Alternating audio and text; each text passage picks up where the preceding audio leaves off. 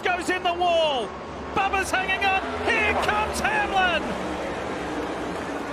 Driving that car with no power steering. Bubba's in the wall. He's fighting his boss for this win. Chase Elliott comes through on the inside.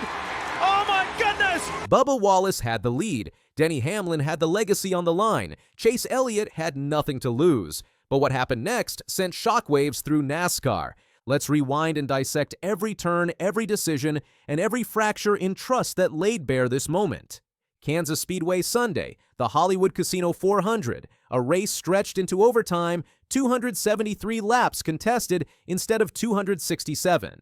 Denny Hamlin grabbed the spotlight early. He led 159 laps, swept both stages, and posted the fastest lap. He was in command, dominant.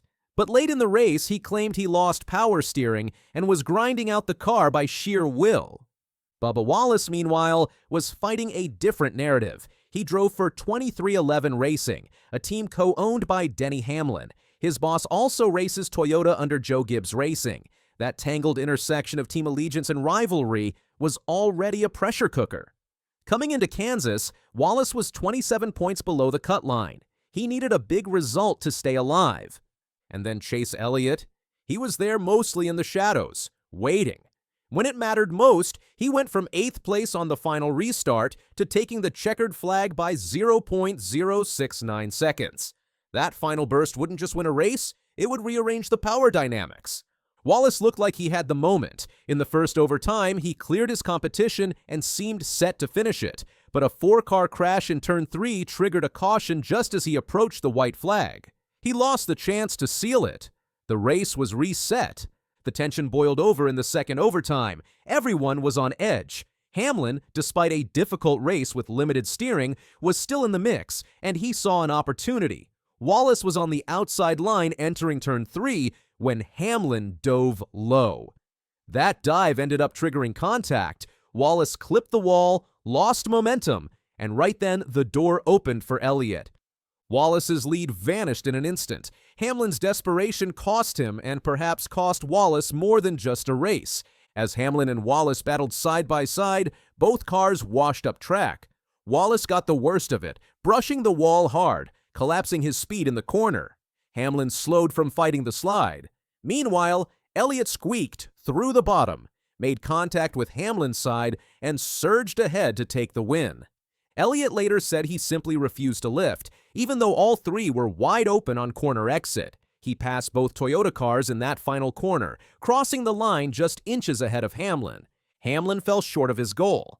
The 60th Cup Series win, tying Kevin Harvick, slipped from his grasp.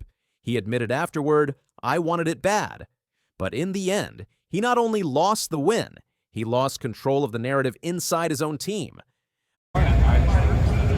I'm thinking all race is just our race. I'd love to get my 60th here at the track where I got my very first start, and wanted to do it with two teammates on the pit wall, and just 50 laps to go as he digests things here with the runner. Bubba Wallace was furious. He didn't wait until pit road. He flipped the bird as he limped off track, flipped it at the man who put him there. In the post-race interviews, his tone was sharp, his words loaded with betrayal.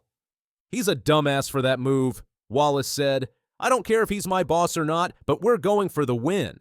Good, we missed it on the fire-off speed, so I just really appreciate the team. You know, 2 years ago, I'd probably say something dumb. I mean, he's a dumbass for that move, for sure. I don't care if he's my boss or not. But we're going for the win. I hate that we gave it to Chevrolet there. Toyotas were super fast. And proud to be driving. Earlier in the day, he'd said, "Toyotas were super fast. I thought it was meant to be, and then it wasn't." Hamlin didn't dodge responsibility entirely. On the Actions Detrimental podcast, he said he felt both driver and owner dynamics at play. He claimed Wallace was upset with Hamlin the racer, not Hamlin the co-owner of 2311. He defended the move. Entering turn 3 side by side, both took a line that washed upward. He admitted in hindsight he might have raced Wallace differently. Even so, the damage was done. Trust between driver and boss cracked publicly. This was more than a single race. It was a playoff elimination. Wallace entered the race below the cut line and gained exactly 1 point. He leaves 26 points down. His hopes now rest on Charlotte's Roval, a road course that punishes mistakes. He now must perform under maximum pressure, emotional, technical, psychological. Meanwhile, Hamlin emerged from Kansas with his playoff buffer intact. He increased his margin over the cutoff line to 48 points. He's likely safe for now. But what he can't escape is a new narrative. A team owner who raced his driver, a boss who undermined trust. At the same time, Chevrolet gained a giant win in manufacturer standings. The front-running Toyotas had led nearly every lap combined, but they couldn't lead the one that mattered. The loss stings not just for 23XI, but for Toyota's entire playoff push. Within 23XI racing itself, the roles are muddled. Wallace was supposed to be the face of the team. Hamlin was supposed to be the mentor and leader. Instead, the line between boss and rival is erased. Now, the question is, can they move past this? Can Wallace still commit to a team that just wrecked his race? Can Hamlin repair the fractures he caused? Fans weighed in instantly. Twitter erupted. Some sided with Wallace's emotion, others defended Hamlin's aggression. No one ignored Chase Elliott. He won a championship-level playoff race while everyone else was tearing into each other.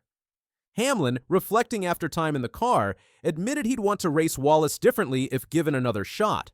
Perhaps that's real growth. But racing isn't about second chances. If you go deeper, Hamlin's lack of power steering becomes more than a mechanical issue. It becomes a metaphor. Under immense strain, his own systems failed, and in desperation, he lashed out at the very car he co-owned with Wallace. Wallace's middle finger, his voice, his anger, they weren't just reactions. They were direct reflections of lost confidence in the system. In post-race comments, Hamlin said he had no problem with the gesture. He positioned it as Wallace's reaction to Hamlin the driver, not to Hamlin the team owner.